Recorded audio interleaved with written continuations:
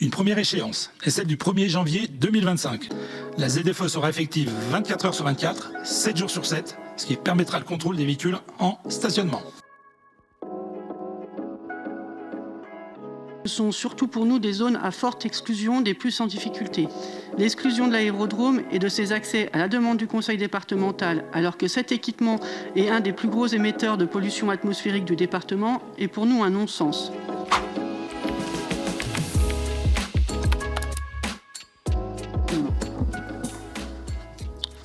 Bonsoir à tous. Améliorer donc la qualité de l'air pour préserver la santé des grands Annéciens a toujours été un objectif et toujours un objectif fort poursuivi par l'agglomération dans le cadre du pacte pour le climat. De nombreuses actions sont menées pour lutter contre les principales sources de pollution identifiées par Atmo. Vous le voyez à l'écran, les sources de pollution identifiées par Atmo sont nombreuses sur notre territoire. Pour réduire les particules fines, issues majoritairement de secteurs résidentiels et en particulier liées au chauffage et au bois non performant, le fonds Air-Bois est déployé déjà depuis 2018 par le Grand Annecy. Pour promouvoir les bonnes pratiques auprès des entreprises et les maîtres d'ouvrage, la charte chantier Air-Climat a été mise en place en 2022 par le Grand Annecy qui compte 30 signataires. Sur le territoire, le transport routier est la principale source d'émissions des oxydes d'azote dont il est responsable, je rappelle, à 69%. Je rappelle que d'après un rapport de 2016 de Santé publique France, ces oxydes d'azote sont responsables de 53 décès prématurés par an sur le Grand Annecy. À ce chiffre s'ajoutent de nombreuses pathologies chroniques comme l'asthme, des maladies cardiovasculaires ou respiratoires et j'en passe. La ZFE, en complément de l'ensemble des projets déployés par le Grand Annecy en matière de mobilité, a pour objectif donc de réduire ces oxydes d'azote pour améliorer la santé des grands Annéciens. L'ensemble des actions déployées depuis plusieurs années sur notre territoire en matière de mobilité et toutes les actions dont je viens de vous lister, couplées aux évolutions technologiques, ont permis une amélioration de la qualité de l'air depuis plus de 10 ans sur le Grand Annecy. C'est une bonne chose, mais cela n'est pas suffisant. Aucune partie du territoire n'est en dépassement par rapport au seuil réglementaire actuel pour les NODE. En revanche, en appliquant dès aujourd'hui les recommandations de l'Organisation mondiale de l'OMS, qui correspond à une division par 4 de ces seuils réglementaires actuels en vigueur, c'est actuellement plus de 91% de la population qui serait exposée au-delà des 10 microgrammes par mètre cube par an. La loi climat et résilience de 2021 prévoit la mise en œuvre des ZFE pour toutes les agglomérations, je rappelle, de plus de 150 000 habitants, dont le Grand Annecy fait partie, tout comme nos voisins d'Annemasse et Chambéry. La réglementation nous impose que cette ZFE soit mise en place d'ici le 1er janvier 2025, que son périmètre couvre plus de 50% de la population de l'agglomération. Notre objectif avec la ZFE est d'être en dessous des 20 microgrammes par an par mètre cube par an en 2030 et tendre vers les 10 microgrammes pour les années suivantes. Voici le calendrier de travail de cette année sur la ZFE. Nous avons souhaité élaborer le projet, je rappelle, en lien avec les citoyens et les élus et les partenaires du territoire. Les travaux de concertation autour de la ZFEM ont démarré dès l'automne 2023, de manière totalement volontaire, on n'était pas obligé, et ont permis la rédaction d'un projet d'arrêté ZFEM présenté en conseil communautaire en avril 2024. S'en sont suivis 2 mois de consultation réglementaire en mai et en juin 2024.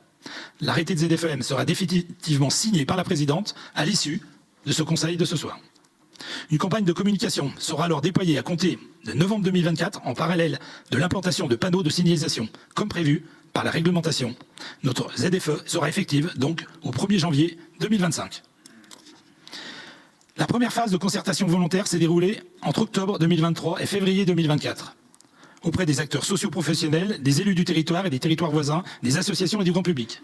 Elle a permis de recueillir les avis de plus de 3100 participants. En parallèle de cette concertation, l'Espace citoyen a travaillé durant l'année 2023 sur le sujet du maintien de l'équité sociale dans le projet de ZFEM. La deuxième phase de concertation, cette fois réglementaire, s'est tenue entre mai et juin. Le bilan détaillé de cette consultation est proposé en annexe de la délibération du Conseil. À l'issue de cette phase, 91 contributions écrites ont été formulées de la part du grand public, des communes et EPCI voisins, des partenaires institutionnels, des chambres, des consulaires, des entreprises, associations. 3 avis défavorables ont été formulés. Les retours issus de cette consultation ont permis de préciser certains points de l'arrêté de ZFEM définitif, qui sera présenté et qui vous est présenté pour avis.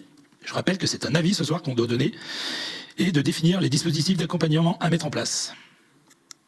La ZFEM est située donc, je rappelle, sur la commune d'Annecy, située entre la Grande Rocade, la RD 3508, hors aéroport, les limites communales en bord de lac et Cap-Péria au sud.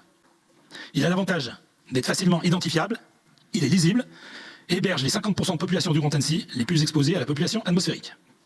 Une première échéance est celle du 1er janvier 2025. Conformément aux attendus réglementaires, les restrictions porteront uniquement sur les véhicules non classés à cette date, pour tous les types de véhicules légers, utilitaires, poids lourds et 2 roues motorisés. Cela concernera environ 1000 véhicules immatriculés sur le Grand Annecy, 1700 véhicules sur l'aire d'attractivité. Il s'agit des motos de plus de 25 ans, des voitures de plus de 28 ans, je le rappelle, des utilitaires de plus de 27 ans et des poids lourds de plus de 23 ans. La configuration géographique de notre territoire, avec le lac et le massif du Semnoz, du Verrier, contraint les possibilités de report de circulation pour les véhicules concernés par les restrictions. C'est notamment le cas des véhicules en provenance ou à destination des rives du lac. Il n'était donc pas envisageable de reporter le trafic de ces véhicules par des zones montagneuses et naturelles, ni de leur imposer de longs détours qui auraient des effets évidemment négatifs sur la qualité de l'air. Des itinéraires donc de transit pour permettre leur passage ont donc été définis. Vous le voyez, ils sont en bleu sur la carte. Tous les véhicules, quelle que soit leur vignette critère, donc pourront continuer à circuler sur ces axes, soit pour rejoindre un parking relais, soit pour continuer leur trajet à l'extérieur, évidemment, de la ZFE. Le transit sera possible sur l'ensemble de la rocade, l'avenue d'Aix-les-Bains, la route des Creuses, le Crêt du Mort, l'avenue de la Plaine, sa continuité sur l'avenue de Brony. Dans tous les cas, l'accès à l'hôpital et aux cliniques seront maintenus, y compris pour les véhicules faisant l'objet de restrictions. Aucune restriction de circulation ne s'appliquera évidemment sur l'autoroute. L'échéance finale de la ZFE est prévue à l'horizon 2030, date à laquelle les solutions alternatives de mobilité, et notamment les principaux pôles d'échange multimodaux et premières branches du réseau haute mobilité, devraient être opérationnelles. À cette échéance, les restrictions de circulation porteront sur les véhicules classés critère 3 et au-delà pour tous les types de véhicules légers, utilitaires, poids lourds et les 2 roues motorisés. D'après les projections du parc, cela concernerait environ 7000 véhicules immatriculés sur le Grand Annecy et 11 000 sur l'aire d'attractivité. En 2030, je rappelle, les véhicules classés critère 3 seront des véhicules et des voitures ou des utilitaires diesel de plus de 19 ans et des essences de plus de 24 ans. Les motos seront des motos de plus de 23 ans, ainsi que les poids lourds diesel de plus de 16 ans. Le périmètre en 2030 reste le même qu'en 2025. Un calendrier intermédiaire est prévu entre 2025 et 2030. Interdiction des critères 5 et plus des non classés à partir du 1er janvier 2028, ce qui devrait concerner 1000 véhicules de plus sur l'aire d'attractivité en 2028. En 2028, les véhicules classés critères 5 et plus sont les voitures, les utilitaires légers et les motos de plus de 28 ans, ainsi que les poids lourds de plus de 22 ans. Interdiction des critères 4 et plus, en plus des 5 et des non classés à partir du 1er janvier 2029, ce qui devrait concerner 3000 véhicules de plus sur l'aire d'attractivité en 2029. Je rappelle que les véhicules classés critères 4 et plus sont des voitures, en 2029 sont des voitures utilitaires légers de plus de 24 ans, les motos de plus de 25 ans et les poids lourds de plus de 20 ans. La ZFE sera effective 24 heures sur 24, 7 jours sur 7, ce qui permettra le contrôle des véhicules en stationnement. La mise en œuvre de la ZFE permettra en 2030 de diminuer de 17% les émissions de NOx, de 5% les émissions de particules fines, type PM10, et de 8% les émissions de particules fines, type PM2,5, dans le périmètre évidemment de la ZFE. En termes d'exposition à la population, la ZFE permettra d'améliorer l'exposition moyenne des grands habitants du Grand Annecy au dioxyde d'azote et de passer 13 500 habitants supplémentaires sous le seuil de recommandation de l'OMS. Je rappelle, en 2030, par rapport les 10 microgrammes au mètre cube, en 2030, par rapport à un scénario tendanciel. À cette échéance, aucun habitant, je rappelle, ne serait exposé au-delà du nouveau seuil réglementaire. Le nouveau seuil réglementaire, je vous l'ai dit, vous l'avez entendu parler, qui a été approuvé la semaine dernière, les nouvelles directives européennes ont été adoptées la semaine dernière. Je vous les rappelle quand même, qui sont importantes. Les oxydes d'azote qui sont actuellement à 40 microgrammes passeraient à 20 microgrammes en 2030. Les particules fines PM10 de 40 qui passeraient à 20. Et les particules fines, les PM2,5, passeraient de 25 à 10. Les dérogations nationales existent pour un certain nombre de véhicules en circulation. Il s'agit des véhicules affichant, je vous les voyez, une carte mobilité inclusion, des véhicules d'intérêt général, les véhicules de pompiers, les ambulances, les véhicules du ministère de la Défense, etc. etc. Pour rappel, les engins, je veux le préciser, pour ceux qui nous regardent, les engins agricoles ne sont pas concernés par la ZFE.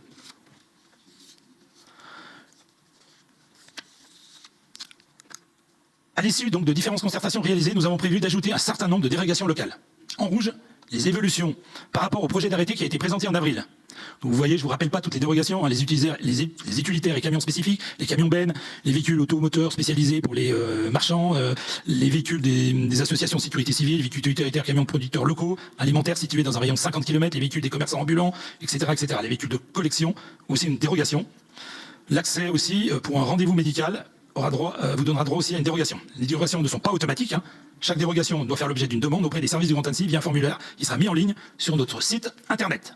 Une copie du certificat d'immatriculation du véhicule concerné ainsi que les justificatifs liés aux dérogations demandées seront à transmettre. La demande est adressée de manière dématérialisée au moins 5 jours avant l'entrée dans la ZFE ou par courrier. La liste des pièces justificatives pour chaque situation sera disponible sur le site internet du Grand Annecy. La durée de dérogation varie selon chaque demande et ne peut évidemment excéder 3 ans. Une fois la demande traitée par le Grand Annecy et la dérogation octroyée, un macaron sera envoyé au bénéficiaire qui devra l'opposer sur son véhicule. Dans un premier temps, le contrôle de la ZFE se fera de manière visuelle par les agents de police municipale et les ASVP de la ville d'Annecy, les agents de police nationale et de la gendarmerie. Le contrôle pourra se faire sur des véhicules en stationnement ou lors d'opérations de contrôle de véhicules en circulation. Pour les voitures, les deux roues et les utilitaires, il s'agit d'une contravention de 3e classe d'environ 68 €. Pour les poids lourds et les véhicules de transport en commun, il s'agit d'une contravention de 4e classe d'un montant de 135 €. À l'issue de la concertation avec le grand public et les partenaires, les dispositifs d'accompagnement suivants seront mis en place. Donc, il y a un petit changement par rapport à ce qu'on vous présente là. Le Conseil en mobilité, nous avons décidé de ne pas le déployer tout de suite. Déjà parce qu'il nous coûte très très cher, on a des économies à faire, donc on a décidé qu'il ne serait pas déployé tout de suite. On décide par contre d'une aide au renouvellement qui est proposée évidemment aux personnes qui seront touchées par cette ZFE et notamment aux personnes qui ont des véhicules non classés.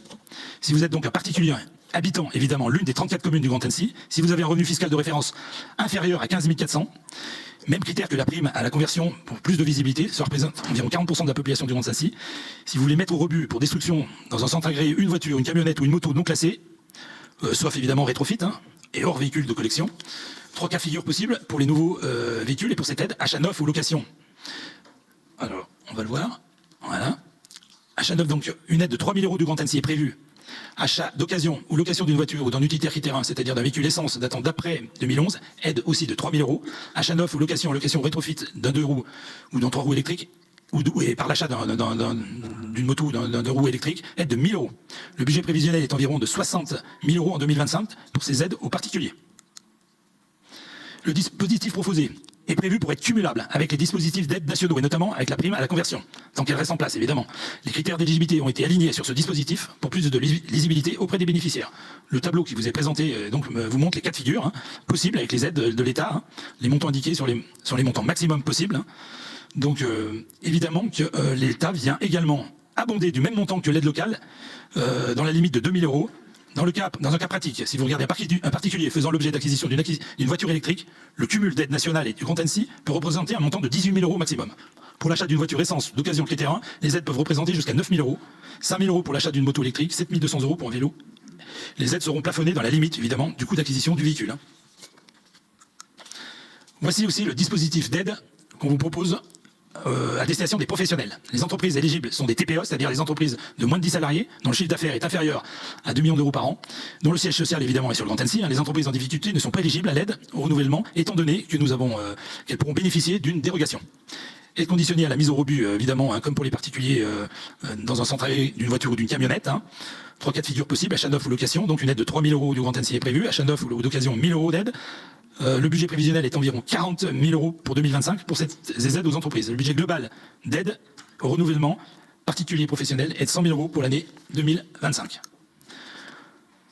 Comme pour tous les particuliers, le dispositif est cumulable avec les dispositifs d'aide nationaux pour les professionnels, vous le voyez, ça peut monter jusqu'à 17 000 € d'aide, 4 000 € pour les véhicules d'occasion.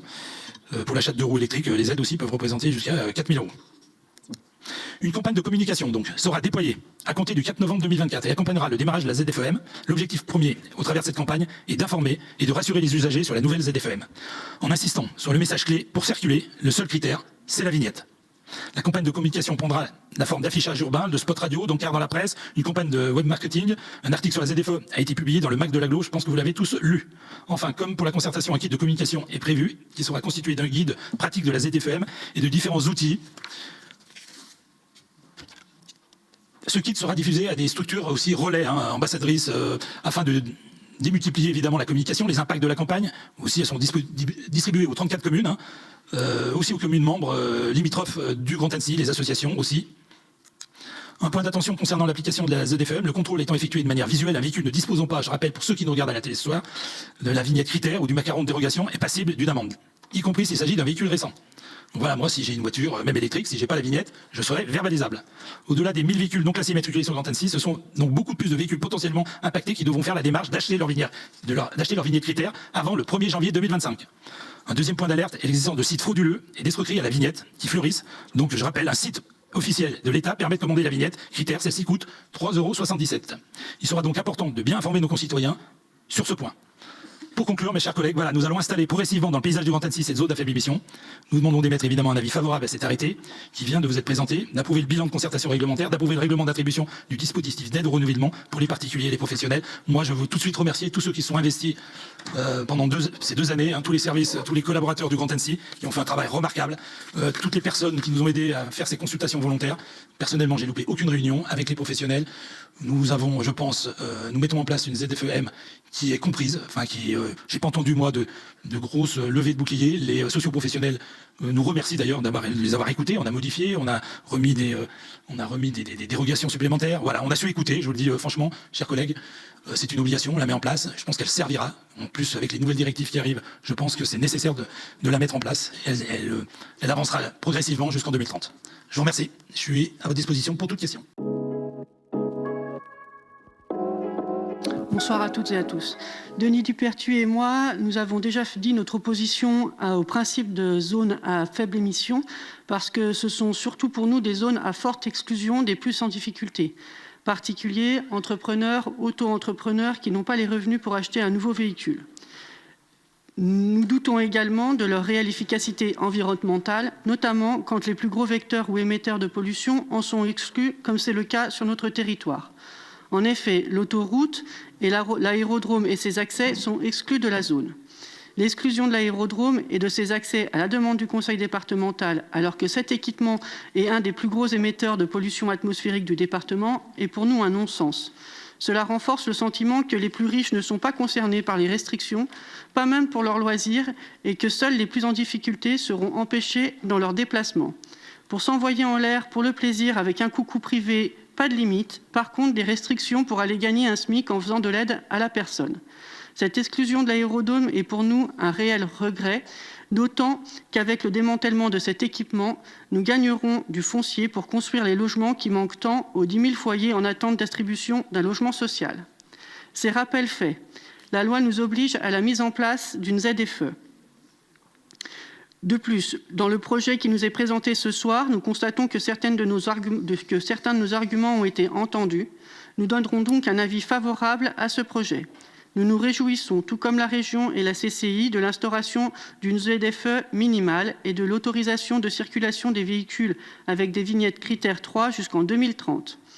Nous nous réjouissons également de la mise en place d'une aide financière pour le renouvellement des véhicules critères 4 et 5, même si cela demandera un effort financier non négligeable aux propriétaires pour le renouvellement de leurs véhicules.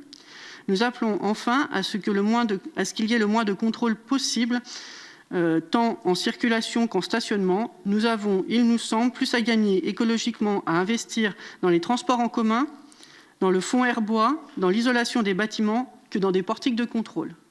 Merci.